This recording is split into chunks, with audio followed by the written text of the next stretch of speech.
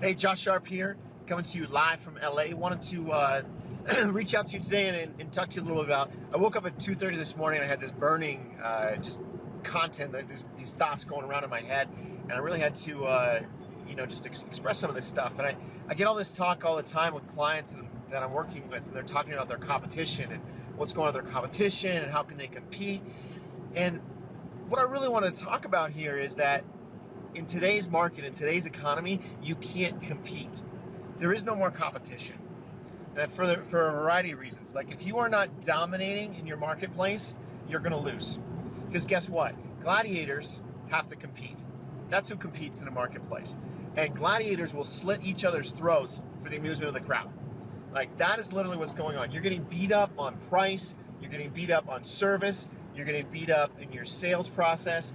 You're getting beat up every single day by your vendors, by what the goods that they're selling you so that you can sell. All of this is because you're trying to compete rather than dominate in your marketplace. Like you want to have such a stranglehold on whatever market that you're in that there isn't even a question of who the market leader is. It's you. For example, let me give you a couple cases here. So for one, Google. Does Google compete or does Google dominate? Google absolutely dominates in their primary business, the search engine market. Bing, Yahoo, all these other little players that are out there, they don't even stand a chance compared to what Google does on a day-to-day basis. They own at least 80 to 85% of the market share in the search advertising space. How about Microsoft?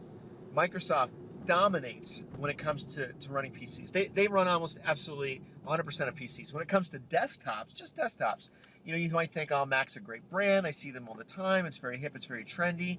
Macs only comprise about maybe 6-7% of the actual hardware that's out there. There's a little bit of Linux and Unix systems that are out there. The other 90 to 93% of systems that are running an operating system, Microsoft, dominating their marketplace. And last, the perennial that's been in their prime over the last 10 years is Apple. So absolutely domination in several different products in several different spaces. So number one, their iPod sales. They still absolutely dominate that market when it comes to hard drive based MP3 players. They've been dominating that since 2004. They've been almost the market leader. iTunes owns the market space when it comes to music. iTunes revolutionized what happens with music and how music is bought and how music is consumed. The iPhone.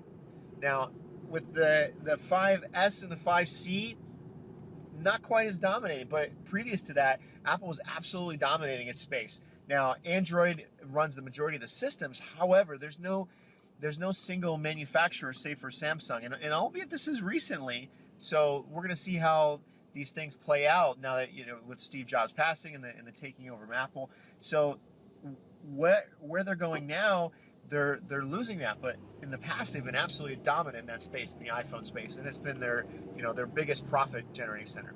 Tablets, iPad, still hot, still big, slowing down a little bit because they haven't released anything until the fourth quarter now. So with the iPad Air, remains to be seen whether that's going to be a dominant effect as it has in the past, because typically Apple releases the new iPad in the third quarter, but since they delayed this year, Android tablets creeping up. So again, all examples of how you can dominate your marketplace. That when you're the dominant market leader, you command a higher price, you command a higher position in people's minds, and you own that space. And I did say, I kind of crapped on Apple a little bit because it remains to be seen how this is going to play out, but they are still commanding the highest dollar, still commanding a higher dollar. These other, if you watch the commercials for a Surface, or you watch the commercials for different types of Android tablets, they're all competing on price. They're saying, oh, look at how much more that is, or these features, but still that place of mind, that brand awareness, that power that Apple has, still absolutely dominating. Like everybody has to compete against Apple. Apple, when you see an iPad commercial, they aren't showing anybody else, but when you see a Surface commercial, they're comparing themselves to the iPhone. When you see a Android tablet commercial, they're comparing themselves to the iPad. Excuse me, not the iPhone, the iPad. So You have to remember that when you're a competitor, when you're a gladiator, and don't get me wrong, business is a gladiator sport, but don't be the gladiator on the field, because you're gonna get your throat slit every single time. Be the guy up in the stands that's watching over, that's controlling the show. Like, that's where you want to be. Dominate your marketplace, and do that by having exemplary customer service, by having a product that smokes everybody else. So the first thing that you have to think about when you're trying to decide, okay, how do I dominate my marketplace? You have to decide, what's the one thing that makes us unique? What's our X factor? What's the key that allows us to go above and beyond everybody else? And here's the trap. Here's when I ask that to most business owners, what makes you different, what makes you unique, here's the type of responses that I get. We've been in business for 30 years. We've been around forever. We've been in the same location for the longest time. Who gives a shit? No one cares that you've been there that long. Guess what? Blockbuster just rolled up their locations across America. They closed their doors in every single building.